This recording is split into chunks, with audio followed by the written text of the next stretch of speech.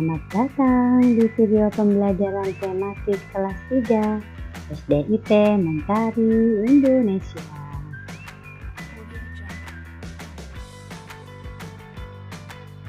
Assalamualaikum. Hai, kembali lagi bersama Miss Lili. Sebelum pembelajaran dimulai, anak-anak jangan lupa membaca doa terlebih dahulu ya. Mudah-mudahan apa yang kita lakukan hari ini Allah berikan kemudahan.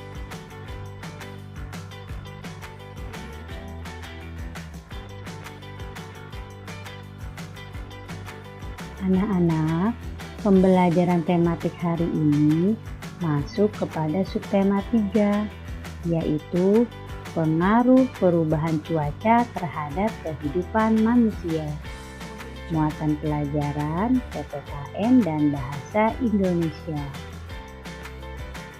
Nah, sebelum ke penjelasan materi selanjutnya, Miss Lili mau menyampaikan tujuan pembelajaran hari ini.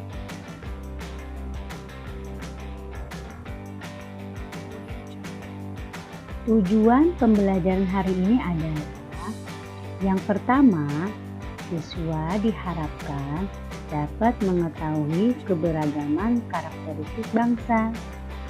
Yang kedua, siswa diharapkan dapat mengetahui proses terbentuknya hujan.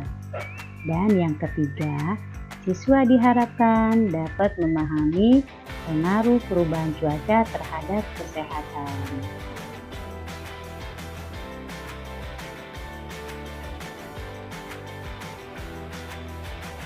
Pembahasan yang pertama yaitu keberagaman karakteristik bangsa. Anak-anak, seperti yang sama-sama kita ketahui, Negara Kesatuan Republik Indonesia atau NKRI memiliki keberagaman dalam kehidupan masyarakatnya. Terdiri dari beragam suku bangsa. Kekayaan budaya Indonesia meliputi bentuk rumah adat, pakaian adat, tarian daerah, makanan daerah, serta kebiasaan hidup. Bentuk yang berbeda menandakan keragaman budaya dari seluruh suku bangsa yang ada di Indonesia. Berikut adalah teks bacaan yang terdapat pada buku paket halaman 94. Nah, kira-kira teks bacaan tersebut membahas tentang apa ya teman-teman? Yuk sama-sama kita membaca teks berikut ini. Arga dan keluarga berniat membeli cenderamata. Mereka berkunjung ke toko hasil kerajinan dalam perjalanan pulang. Di dalam toko mereka dilayani oleh seorang karyawan toko. Karyawan toko menawarkan dagangan dengan menggunakan bahasa daerah. Bahasa daerah yang digunakan adalah bahasa Sunda. Ayah Arga yang berasal dari Bandung juga dapat berbahasa Sunda. Ayah dan karyawan toko saling bercakap-cakap. Itulah Indonesia. Bangsa Indonesia terdiri dari beragam suku bangsa yang tersebar di seluruh wilayah Indonesia.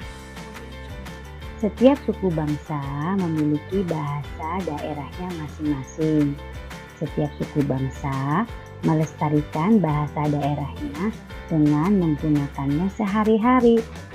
Meskipun demikian, semuanya tetap mengakui bahasa Indonesia sebagai bahasa persatuan bangsa Indonesia. Nah, tambahan nih teman-teman, Indonesia kan memiliki keberagaman bahasa yang banyak sekali nih, mulai dari bahasa Jawa, Sunda, Melayu, bahasa Batak, Madura, Betawi, dan masih banyak bahasa daerah lainnya yang tidak mungkin disebutkan satu persatu. Awal mula adanya keberagaman bahasa dikarenakan adanya isolasi kebudayaan, yaitu nenek moyang kita pada zaman dahulu berpergian menjelajahi berbagai daerah. Dalam proses inilah yang akhirnya terbentuk bahasa-bahasa baru yang sesuai dengan kondisi alam. Dari situlah keberagaman bahasa tercipta. Bahasa daerah yang paling banyak digunakan di Indonesia adalah bahasa Jawa. Bahasa Jawa masih banyak dipakai oleh sebagian besar masyarakat di Jawa bagian tengah dan timur. Kemudian bahasa Sunda. Bahasa Sunda banyak dituturkan atau digunakan oleh masyarakat dari Jawa bagian barat. Ada bahasa Madura, bahasa Minangkabau, bahasa Bugis, bahasa Aceh, dan lain sebagainya. Nah, anak-anak, pada buku paket halaman 95, silakan anak-anak diskusikan bersama.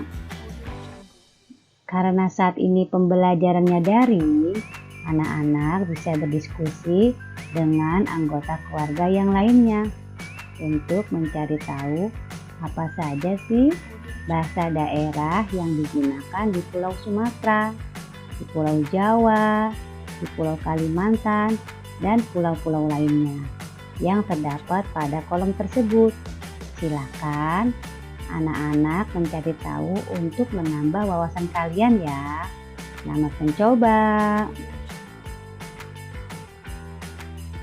Rumah adalah bangunan untuk tempat tinggal manusia.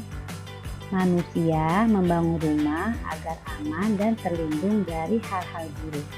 Salah satunya terlindung dari cuaca buruk. Pada saat cuaca tidak bersahabat, kita lebih baik tinggal di dalam rumah. Manusia membangun rumah yang sesuai dengan kebutuhan mereka. Untuk itu, dibutuhkan bahan bangunan yang terdiri dari berbagai jenis. Di perkotaan, bahan bangunan dibeli di toko bangunan. Adapun di pedesaan, bahan bangunan selain dibeli dari toko, juga dapat diperoleh dari lingkungan sekitar. Nah, anak-anak, di Indonesia kita dapat menjumpai bangunan rumah yang dibangun dari bahan-bahan alami. Bahan-bahan itu didapat langsung dari lingkungan sekitarnya. Umumnya, rumah-rumah itu merupakan rumah adat. Di Indonesia, yang masyarakatnya terdiri dari berbagai suku bangsa, terdapat beragam rumah adat.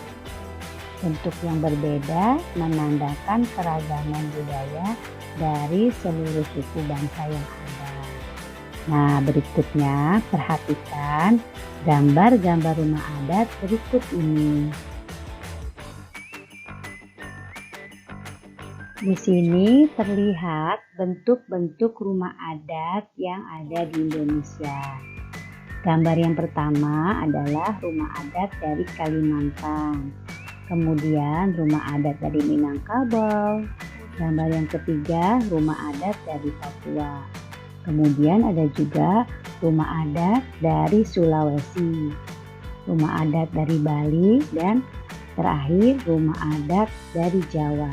Nah, teman-teman, masih banyak lagi ya bentuk-bentuk rumah adat yang ada di Indonesia yang perlu kalian ketahui. Berikutnya adalah untuk menambah wawasan kalian, silahkan anak-anak mencari tahu nama-nama rumah adat, nama-nama suku, dan nama-nama daerah yang ada di Indonesia. Kemudian tuliskan pada tabel yang tersedia pada buku paket halaman 106. Selamat mencoba dan selamat mengerjakan ya teman-teman.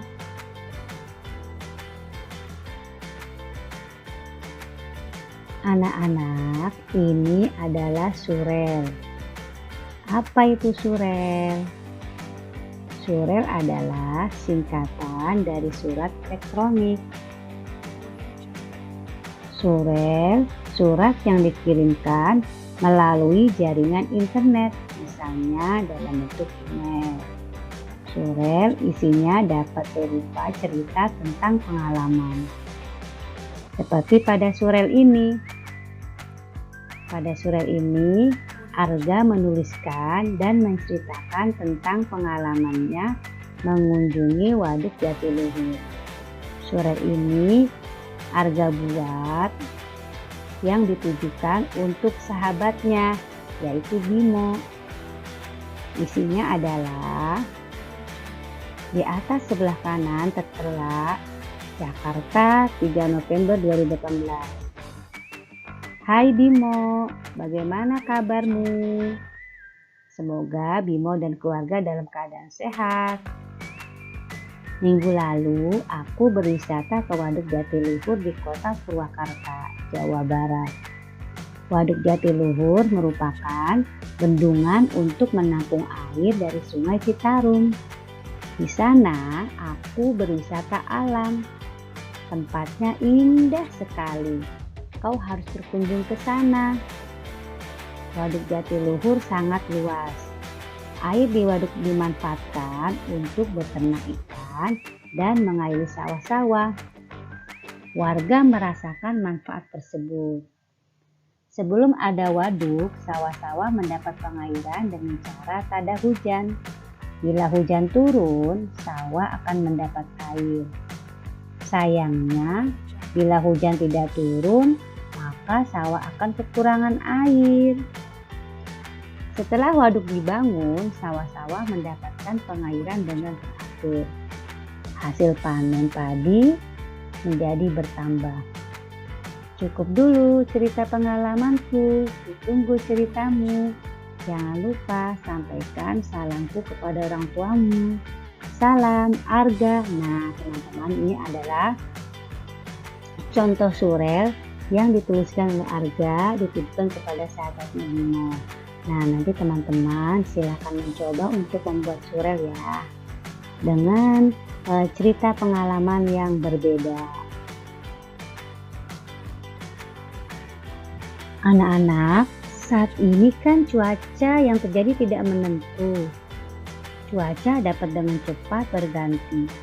Contohnya, saat pagi hari cuaca tampak cerah. Namun pada siang hari langit berwarna mendung.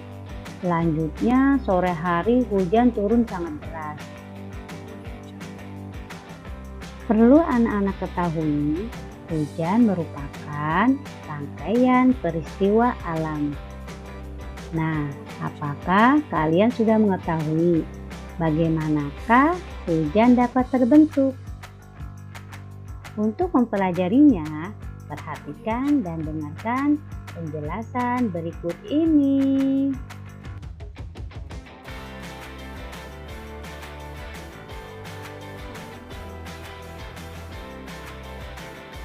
Attention.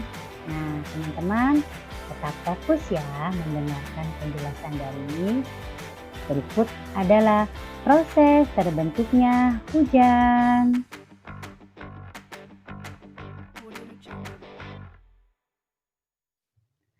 Anak-anak, terdapat 3 peristiwa pada peristiwa terjadinya hujan. Mula-mula, cahaya matahari membuat air di danau, sungai, laut, dan kolam menguap. Penguapan membuat air yang berupa titik-titik air melayang di angkasa. Titik-titik uap air tertiup angin dan berkumpul di angkasa. Jumlah titik-titik air itu sangatlah banyak. Di angkasa, uap air mengalami pendinginan sehingga membeku menjadi butiran-butiran es. Butiran-butiran es ini membentuk awan mendung. Karena sangat berat, akhirnya awan yang terbentuk mulai terurai. Butiran-butiran es yang jatuh bergesekan dengan udara, sehingga mencair menjadi hujan. Air hujan yang turun meresap ke dalam tanah, serta kembali mengaliri sungai, danau, dan lautan. Nah, anak-anak, sampai di sini dapat dipahami bagaimana proses terbentuknya hujan. Berikutnya adalah silakan teman-teman menjawab pertanyaan berikut ini.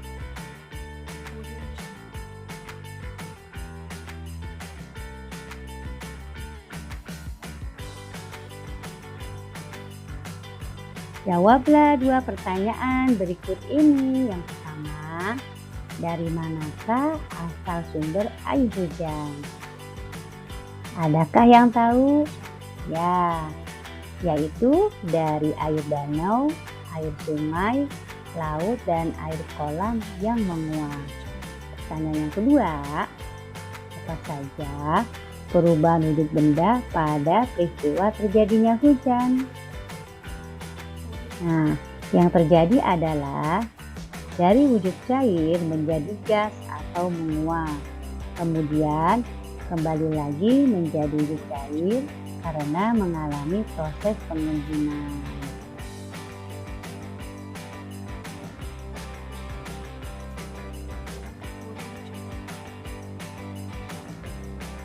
Attention.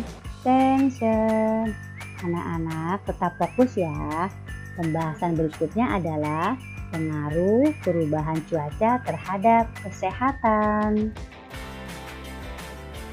Anak-anak, mari sama-sama dengarkan teks berikut ini. Perubahan cuaca dapat terjadi kapan saja. Oleh karena itu, menjaga kesehatan sangatlah penting. Perubahan cuaca tidak dapat kita hindari. Oleh karena itu, kita tidak boleh berbangkut tangan. Stamina tubuh harus dijaga. Untuk menjaga stamina tubuh, apa saja ya yang harus kita lakukan? Yang pertama, makan makanan yang bernutrisi tinggi. Rajin berolahraga, istirahat yang cukup, dan minum suplemen vitamin bila perlu. Nah, anak-anak, berdiam dirilah di dalam rumah bila cuaca tidak bersahabat. Suhu udara yang panas atau hujan tidak baik bagi kesehatan. Janganlah beraktivitas atau bermain di luar rumah. Rumah merupakan tempat untuk berlindung dari udara panas dan dingin. Rumah juga melindungi kita dari air hujan. Pada saat cuaca hujan, kita dapat melakukan kegiatan lain di dalam rumah seperti beristirahat, membaca buku, atau belajar. Nah, teman-teman, sampai di sini bisa dipahami materi hari ini. Untuk selanjutnya, silakan teman-teman mengerjakan tugas berikut ini.